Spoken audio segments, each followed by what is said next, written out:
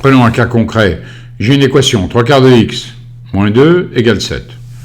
Bon, pas de problème pour le moins 2, je sais que je vais faire passer dans le membre de droite, il va devenir 2. 3/4 de x égale 7 plus 2 égale 9. Mon problème, c'est comment faire avec ce 3/4. J'ai alors l'idée de prendre mon portable. Je vais sur l'appli Math Vidéo, je clique sur le personnage avec ses écouteurs et je vais poser ma question. J'ai un appareil photo, un micro à ma disposition. Je mets le titre, équation, et je vais prendre la photo de ce que j'ai écrit. Je vais donc sur l'appareil photo, je clique, je vais cadrer et je clique. À ce moment-là, ma photo est prise. OK. Je vais maintenant sur microphone.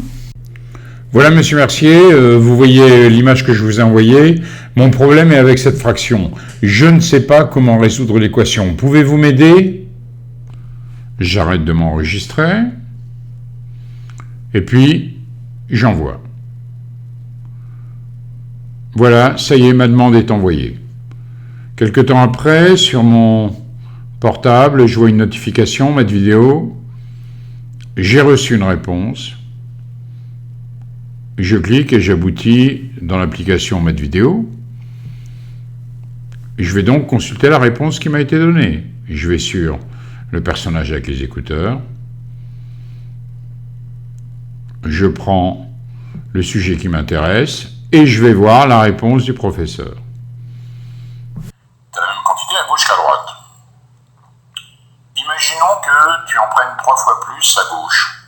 En prendre 3 fois plus à gauche de matière. Voilà, j'ai pu voir la réponse. Alors éventuellement, je peux poursuivre la discussion avec M. Mercier, lui envoyer à nouveau une demande de précision sans qu'aucun jeton ne me soit débité.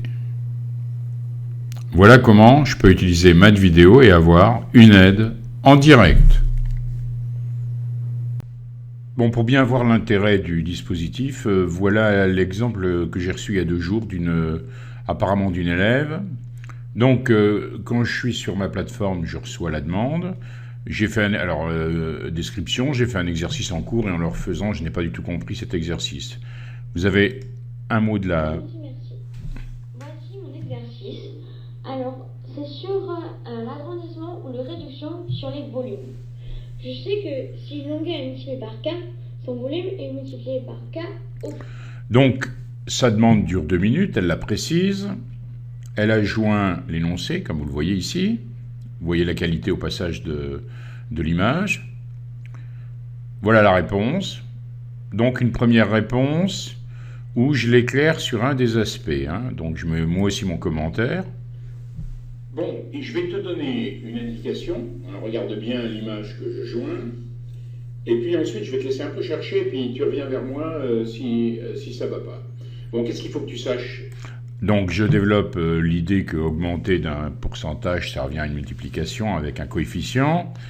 Ça va lui être utile dans l'exercice. Mais évidemment, je ne donne pas la réponse à cet exercice.